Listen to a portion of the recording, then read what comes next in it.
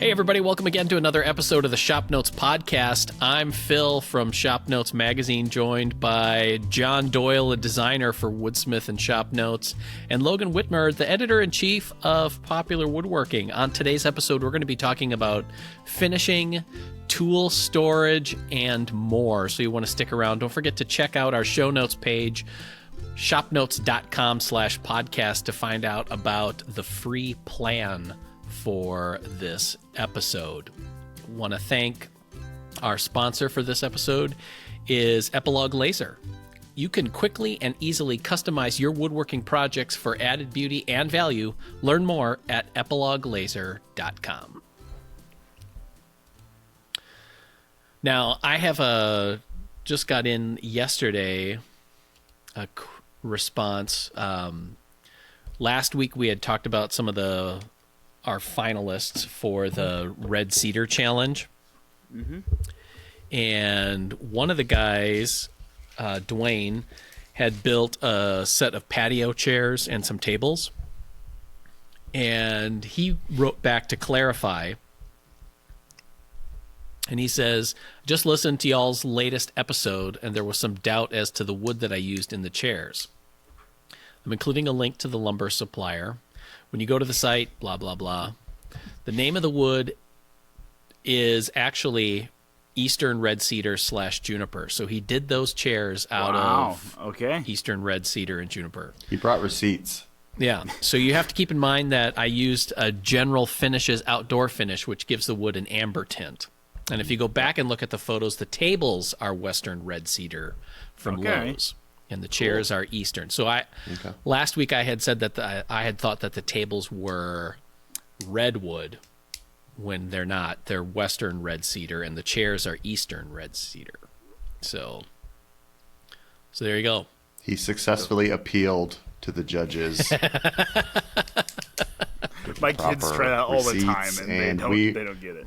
Yeah. Yeah. Judges' ruling will allow it. Yeah.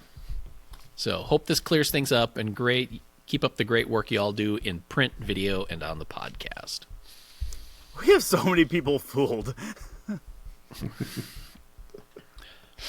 So anyway, I still think that's amazing. Well, it's even more amazing knowing that those chairs were done in Eastern Red Cedar, because normally it feels like a lot of that stuff is pretty naughty. All right, so there we are on the the Eastern Red Cedar Challenge. I think next week we'll announce the winners and prizes for that. So I think they're all winners in my heart. Right. I mean, right here. Simply by the fact that they submitted photos of their projects to the scrutiny of not only us but the internet in general makes them all winners. So yep. We'll find something. Yep.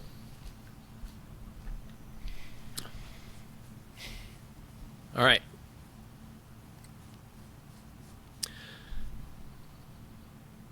So anyway, one of the things that I wanted to talk about today is the concept of finishing. And what makes it a little poignant for me is one of the projects that we did for the TV show is a tall clock, the prairie style clock. The original one we did in cherry. The one we did on the show is in walnut. And I'm in the process of finishing it. One of the parts that I'm sort of dreading is the door with the Kumiko style grid work in it. Yes. And what I'm going to do with that.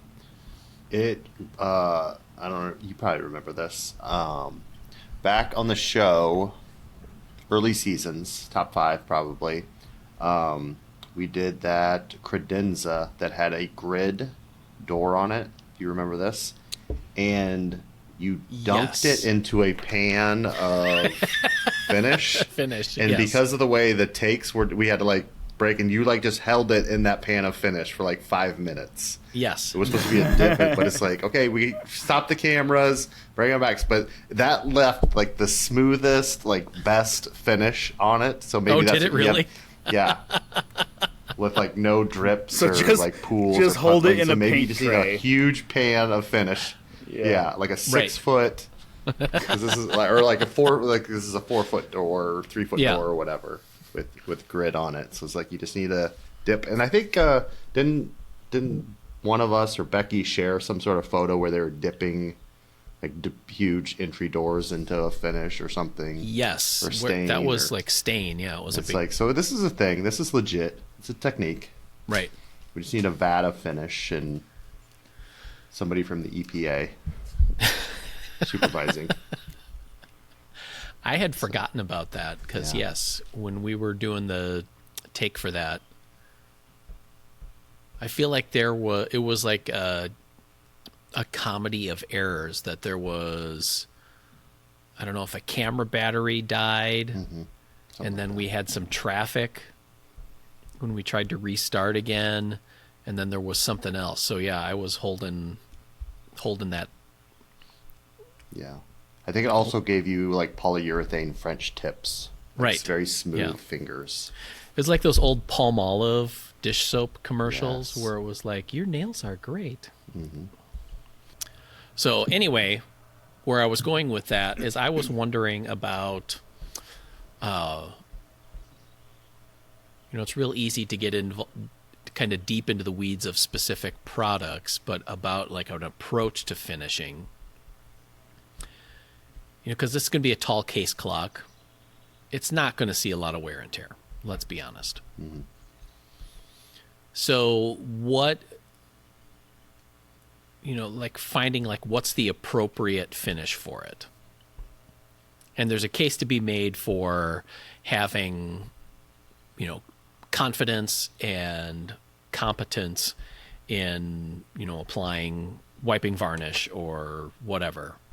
But is that always the best case? Because I was thinking like the inside of the clock case is going to be somewhat visible because of the glass sides and the glass door and things like that. But I don't know that I want to go through the whole level of finish on there. So I was thinking on the inside, I toned the walnut with wiping varnish just to bring out those kind of chocolatey hues. And then I thought what I would do is I would just wax the inside. Okay. Because I don't really, the inside of the clock case, other than being visible, I just want it to look nice. Kind of like when you do like a drawer or a small box where it's like, you just want to have a little bit of protection and color on the inside, but you don't need a full out finish. Right. Let me know how that goes.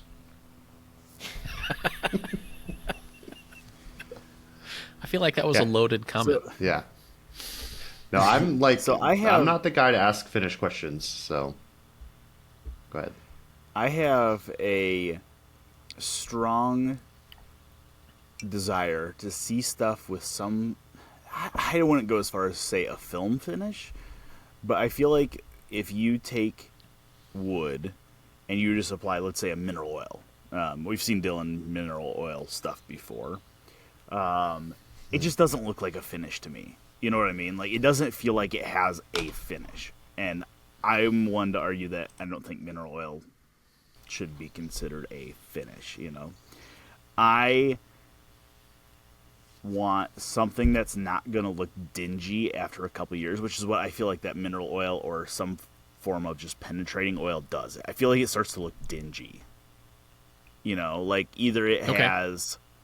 It looks dry, maybe it's the case that it needs reapplied every couple of years or every, right. the old rule of thumb with linseed oil is you apply it once a day for a week, you apply it once a week for a month or for a year or a month, and then you apply it once a month for a year, and then you apply it once a year. So you basically are saturating it, and then you're doing maintenance coats, which I like that, but the level of surface finish, I think, to pull that off has to be significantly higher than what we do on the show. I mean, like, as far as I feel like you need to like super finely sand, like my dining table or my shaker little plant stand side table type thing. I took both those to 400 grit before I did my linseed oil because it stays nice and smooth. I don't feel like it gets dry looking. It looks like it has a sheen on it. I would almost, for something like the clock, I would almost do like an armor seal or something. Something that you can flood on and then just come back, 20 minutes later and wipe as much off as you can. Just to get some form of protection on there. Though you did the wiping, or you did the tongue oil varnish, right? So you're kind of there already. So that I view as kind of the same thing. Yeah, it is. Yeah. I mean, I'm facing the same thing with, I'm doing all this paneling in the shop. I'm doing Danish oil. It's going to be the same type of thing. It's like, I just need something to look decent. It's going to get dingy. It's a shop. So I'm not going for a film finish on it, but I just want something to add some color and add a little nice look to it. So. Yeah. So I guess that's what I was going at is, I think there's a temptation in woodworking to, we want our projects to last long and look great. So there's the idea that our finish should be kind of bomb-proof all the time. So like everything gets the same level of, radiation-proof Iron Man suit kind of thing. When I'm wondering if there's maybe a little bit more thoughtfulness that could go into it on finding out like what's an appropriate finish for a project. What are you hoping to get out of it? Like what the project is, what's its life going to be like? And then what are you going to do because of that as a finish? Mm-hmm. Well, I think that's a good consideration. I mean, I'm sitting at a patio table we built, probably 2 seasons ago, I think, is when we built that. And we did a painted finish. We did the finish I did on the top was a teak oil finish. And it's one of those finishes you got to keep reapplying it. I mean, it's an outdoor oil, but you got to keep applying it. Have I applied it? You tell me. That's a no. It's a natural patina. So, I mean, but like if you know that going in, then does it really matter? I mean, I guess, yeah, you're right. I mean, when you're considering your finish, you got to consider what the end goal is and what it's going to serve its life as. So this table, it's on my patio. It gets baked by the sun all day. Like, I don't have time to apply it. I knew it was going to go gray. So what? I don't really care. It's fine. The painted base looks great still. I mean, it's starting to maybe peel in a couple areas. It was cedar, so it's fine. I just probably could use another coat of paint. Am I going to do it? Nope. Not gonna. Yeah. So. Not like I want projects to look like fake country style stuff where it's peeling paint and crackly and all that kind of stuff. But on the other hand, I feel like at least the types of projects that I make, I'm not going for something super high style where I need it, quote, to look shiny and flawless throughout its life. It's going to look new from the beginning because it's new.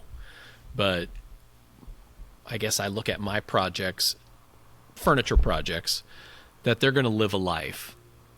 And whether it's our dining room table that has bite marks on it from when my kids were teething, or homework where kids were pushing too hard with pens and pencils and, spills and all that kind of stuff. Like, that just makes that table a little bit better.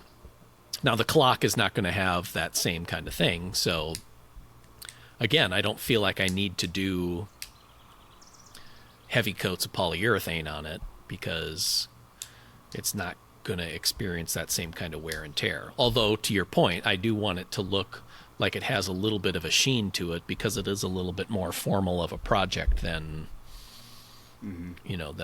like a shaker tall case clock would.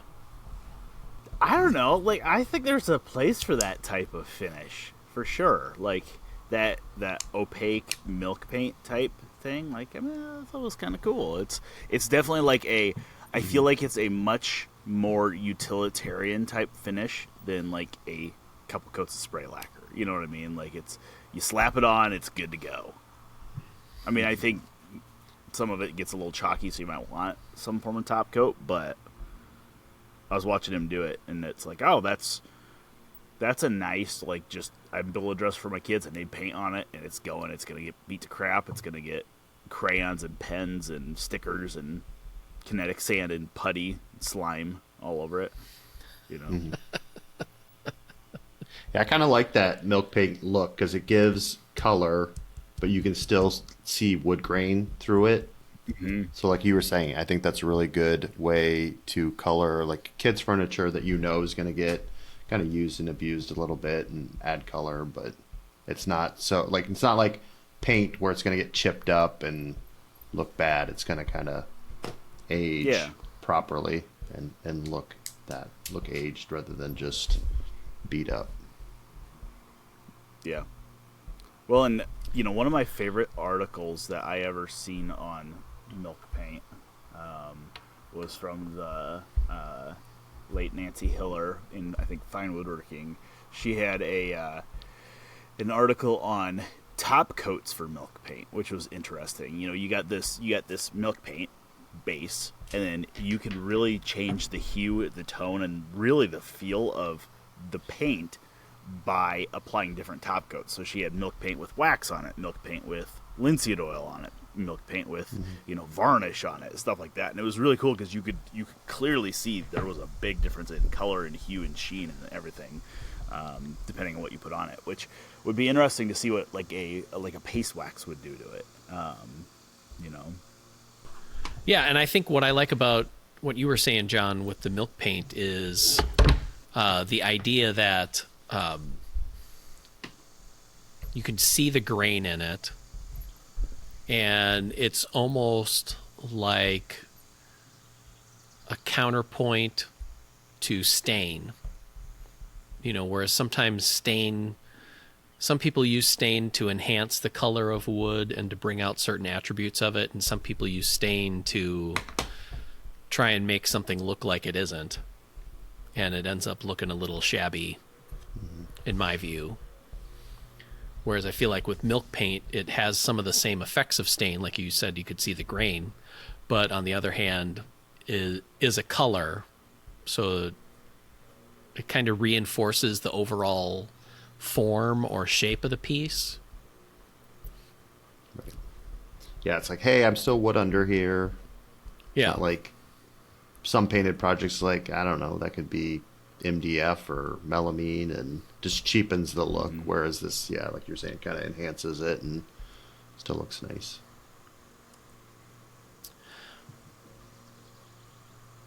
And then I also like that milk paint feels more, like you said, as it wears, it's not going to chip off. It's going to wear down in a sense. I guess the difference is a little semantic, but you know, like other paint when we do on projects, it's house paint or interior paint on a project, and I don't know if that's the right kind of paint for furniture. Even though technically you can put it on furniture, I don't know that is right, just because it ends up feeling too thick or goopy looking or hard to get a decent look to it. Does that make sense? Yeah, you definitely, with traditional paint, you have to be very mindful of the sanding and filling and stuff, because it's just going to telegraph all that stuff through it, where probably with milk paint probably looks a little bit more natural because you're seeing the wood. You know it's wood. If there's blemishes, you're just like, oh, yep, that's wood. So it's not as bad that way. Want to give a special shout out to Epilogue Laser for sponsoring today's episode. They have a variety of options for you to be able to customize and increase the value of your woodworking projects. You can check out all the deals that they have going on over at epiloguelaser.com. Another aspect in that I wanted to talk about is, let's see if you guys think about it at all, is the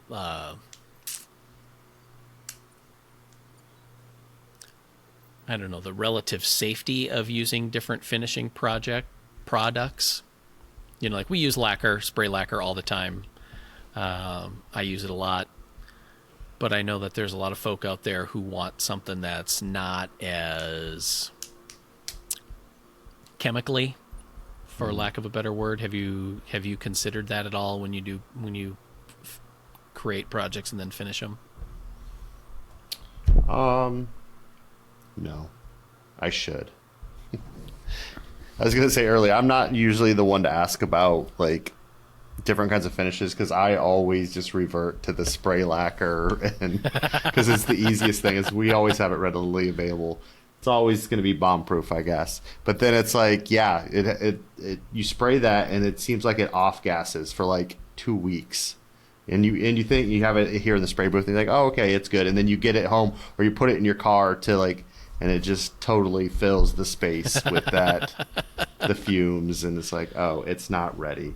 But yeah. So yeah, that is something to consider if, timing wise, if you're trying to get a project done finished inside of a living space, or you're moving it into a living space and it's just, you have fumes and it always feels like sleepy time and Christmas smells like lacquer. Right. It's like, now give me the most carcinogenic finish you can and I'm golden. Like, because, and I'm going to say this, just generally because they work better, in my opinion.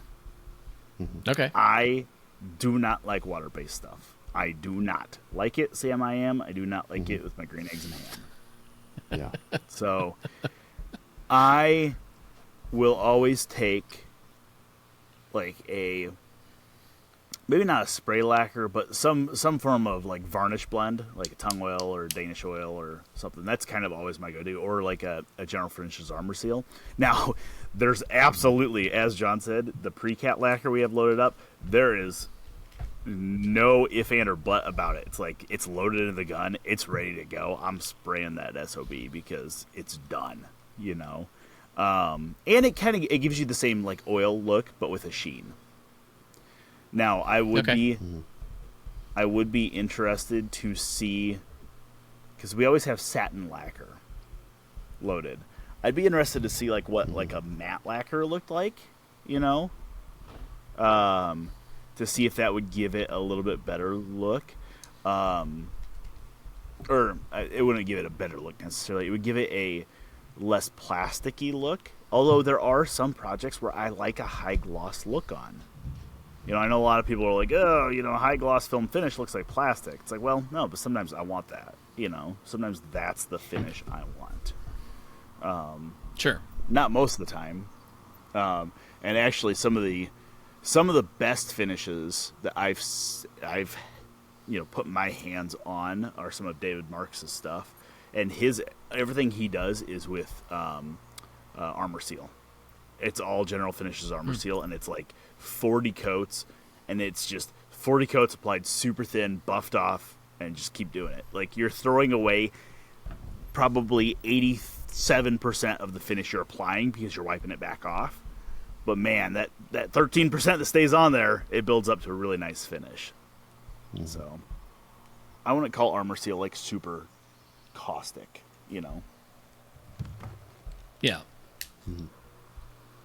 Yeah, going back to what you said about water-based finishes, that's what we used in our old shop here probably 18 years ago. Now, I don't remember when we moved, 16 years ago. We had to use water-based finish just because it was a small space, and we didn't have, proper exhausting and stuff, and just everybody using it. So we had to use water-based finish, and same way. I hated it. It just didn't look right. It, wasn't. Just was never happy with it. But some of Old Masters' new water-based finishes they brought in, and we've used them, and it was pretty amazing. It seemed like it was a much clearer finish. Like before, it was kind of when I first started using water-based finishes, it was kind of like foggy, or I don't know how to describe it, but it wasn't milky. Like super clear. It was kind of milky. And it seems like the newer stuff they have now, it's come a long way, and it's a much better product.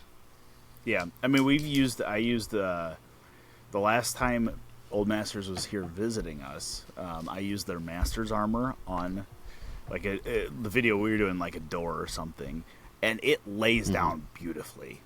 I will say that's the one water-based finish that I would give a chance.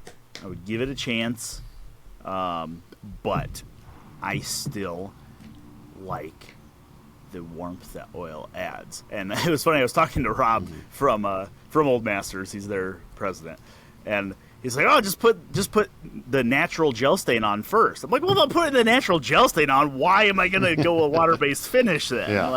Yeah.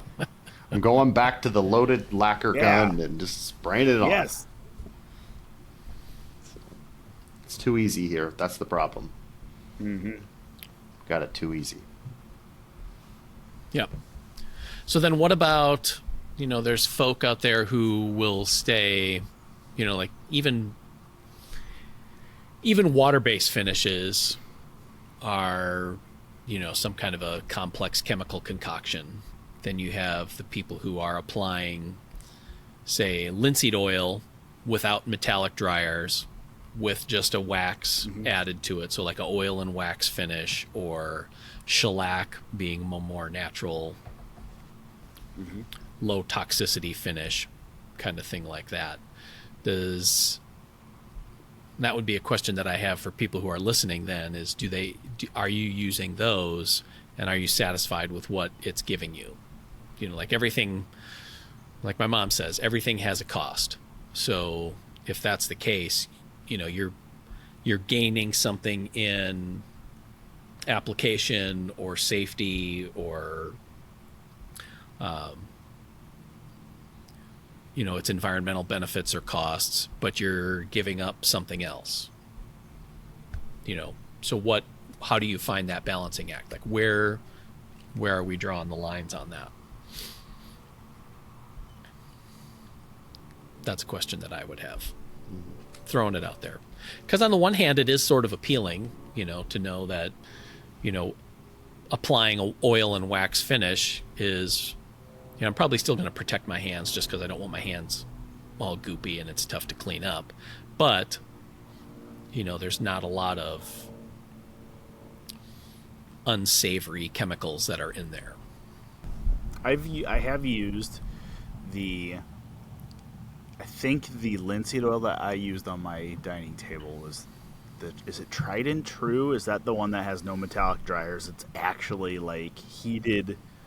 It's actually boiled linseed oil.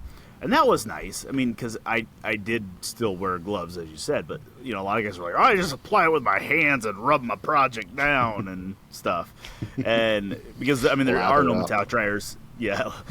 And that was kind of nice. But then I think back to when I was like 5, 6, 7 years old, and I used to go to my grandparents' house, and my grandpa and grandma, I used to call them grandma paint jigs, because I would go there and paint fishing jigs with my grandpa.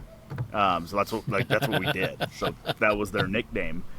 And I always thought it was the coolest thing. When we were done, my grandpa would pour this stuff on my hands that was super cold.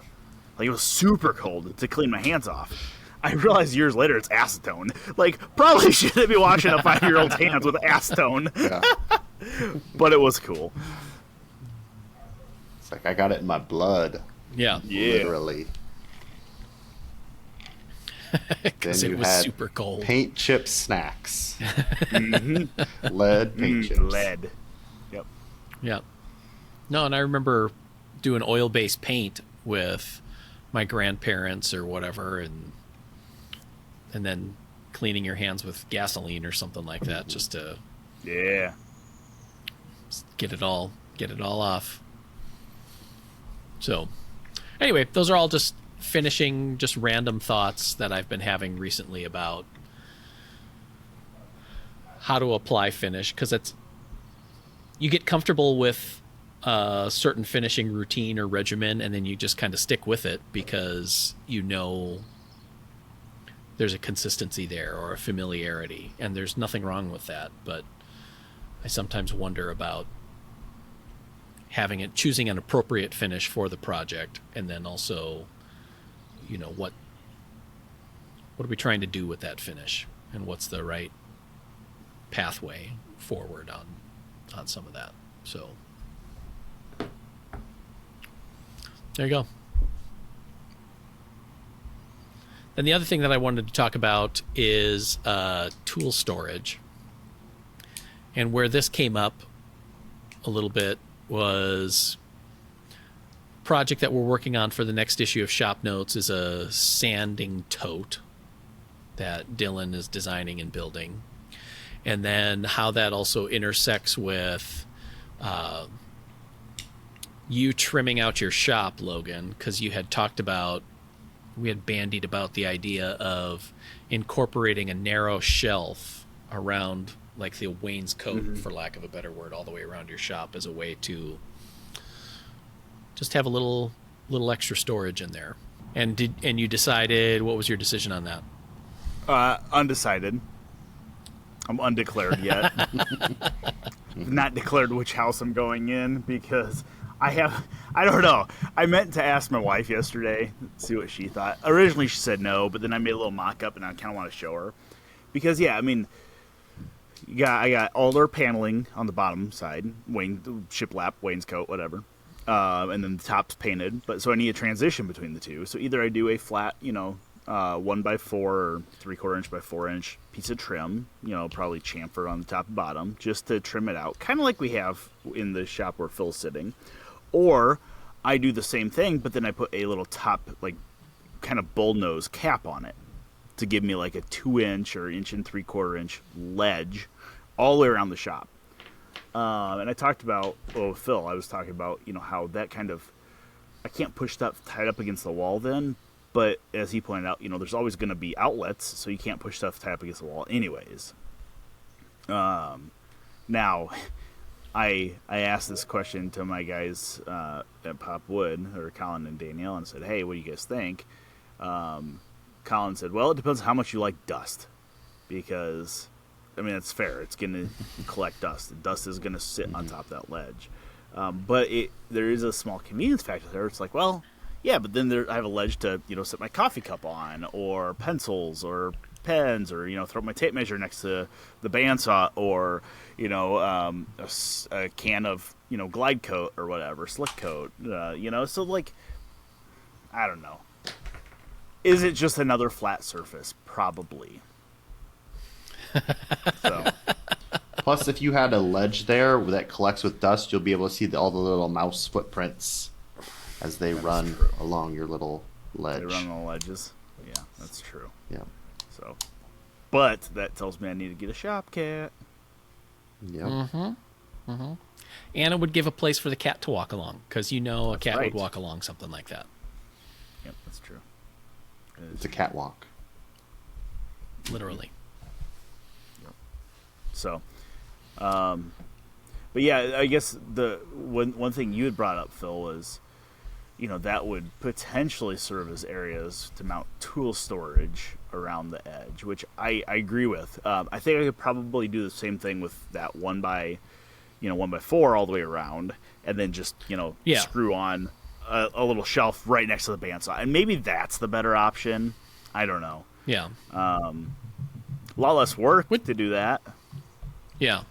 I mean, then you would incorporate the, that horizontal piece as like the backer to the shelf kind of. Yes, correct. Would look a little bit more designed that way. I guess I was thinking about it because we've encountered some of that in the studio here, and I have it in my own shop where it's like, for example, at the table saw. We have the table saw up against a wall. Talked about that in a previous episode. And it's like, where does the miter gauge go when you're not using the miter gauge? Like right now, they kind of just sit on the floor, which is not ideal. Where do you keep like a push block, or, like at the bandsaw, I have just a real narrow push stick that I use for guiding a narrow piece in between a fence and a blade. And then I have like a feather board or something like that. And it would be nice to have someplace handy for that, so that when you need it, you just kind of like reach right over and there it is. Yeah. Well, and I mean, we kind of have that in the back shop a little bit, where the table saws are. Well, maybe on Mark's table saw side, we have, maybe a 8-inch deep shelf along that where, push blocks and crap gets shoved. The other side, there is not a shelf, I don't think, but we have like the wall-mounted blade holder, and all the clamps are there and all that stuff. So that works out pretty well. But I do like having that shelf next to the table saw, because then it's like, oh, the Wixie digital gauge goes up there, or oh, my bevel gauge goes there, or whatever, my push blocks go up there. So I do like that. So I think that's something I'll probably incorporate somehow, some way. Yeah. Yeah, because on the other side where there's not a shelf, it's just everything gets thrown on the extension wing. Yes. It's like trying to cut something wide, you're like shoving it all down and like piling it up. You snowplow with it, yeah. Yeah, just like shove it down. I'm glad I was the only one that does that. Yeah. Well, I mean, that's what we do here in the studio too, and it's not shown on camera very often, but stuff just kind of gets scraped off to the edge, or you just end up quick clearing the deck and moving it just off screen so that it's piled up somewhere else, and then you go back and then you need to use the workbench, so then you repile it back on the.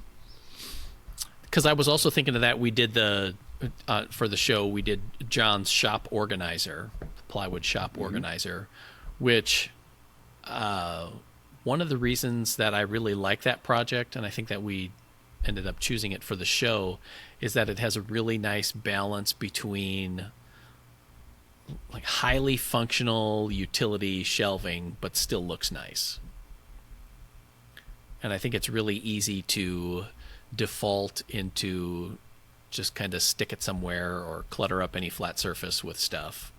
We fall victim to that entirely too often here. But then I think there's also a tendency for some people to go all like H.O. Studley and have these little shrines and altars to specific tools, which I don't think is bad necessarily either, but having that, having a good amount of organization helps you with the project. Like, for example, this sanding tote, that's where I was going with it, that Dylan's working on, is like,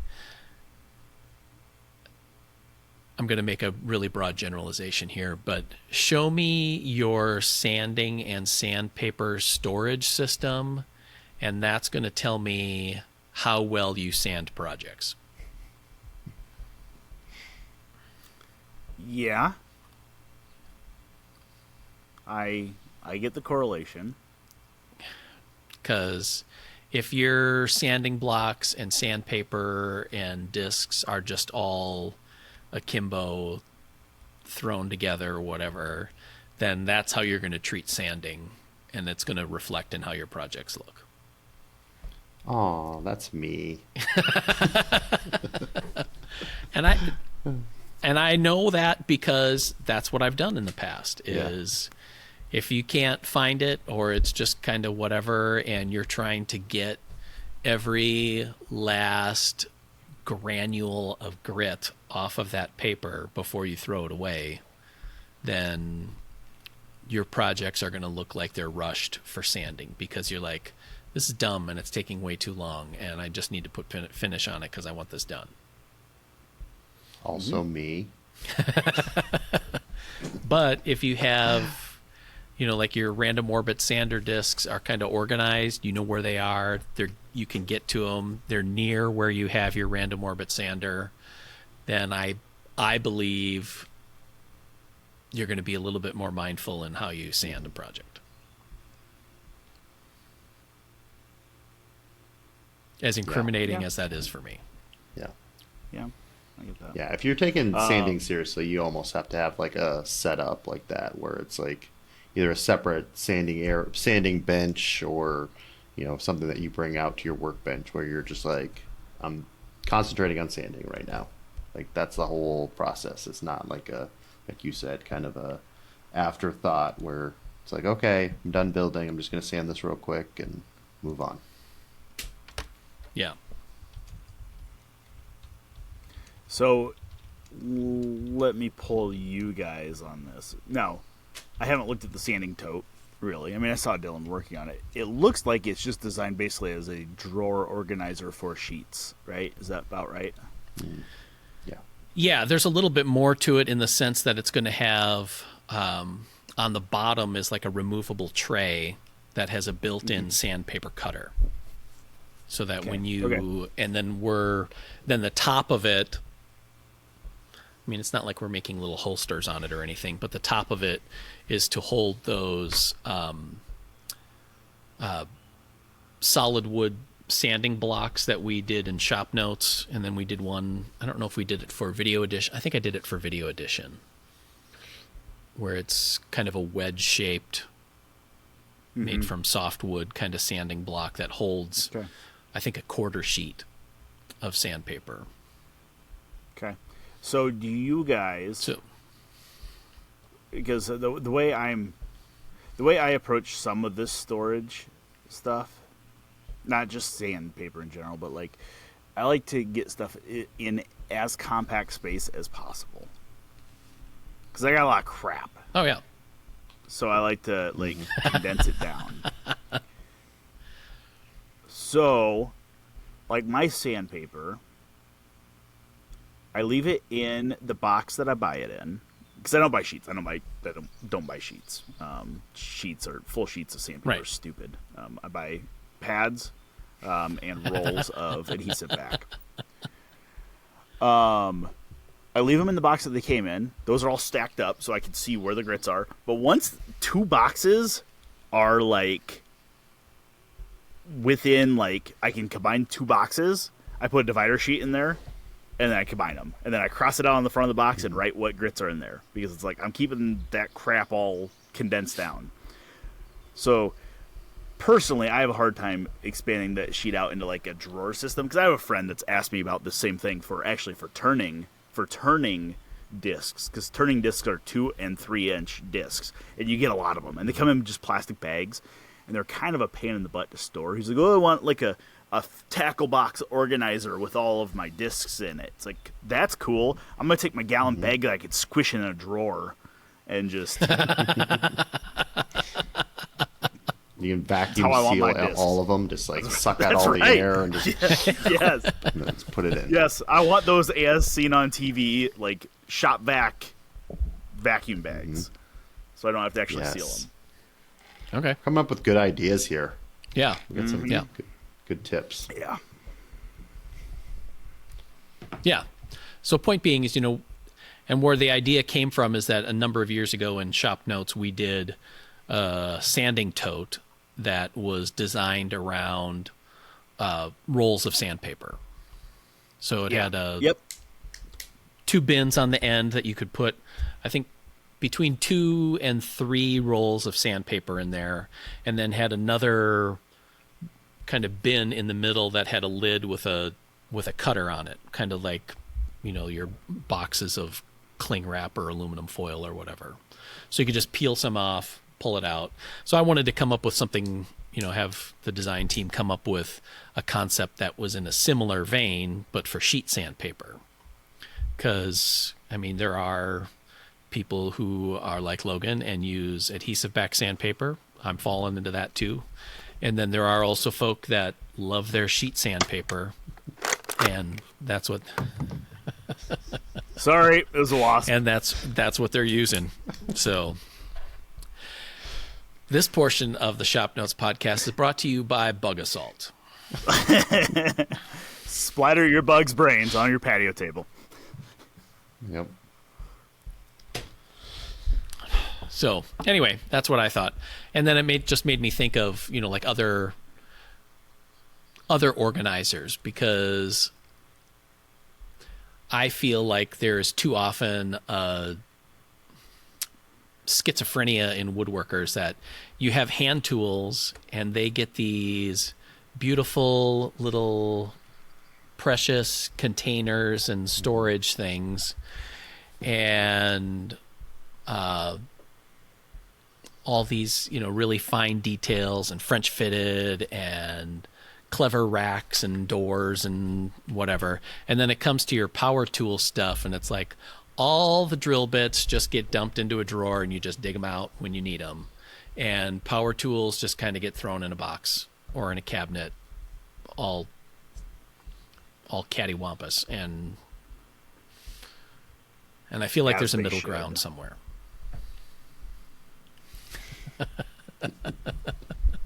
Keeps them humble. Yeah. Yeah. All right, so that's what we got. I would like your thoughts on how you store and approach storing your tools in your shop. Maybe some examples. If you want to send some photos in, you can do that at woodsmith@woodsmith.com. Just put ShopNotes Podcast in the subject line, just so that we can find out where it needs to go. You can check out our YouTube channel and write some comments there for watching the podcast and seeing some of the things that we talk about when we have show and tell. Otherwise, special thanks to Epilogue Laser and their cool products that let you customize and make some fun stuff. You can check them out at epiloguelaser.com. Thanks for listening, everybody, and we'll see you next week. Bye.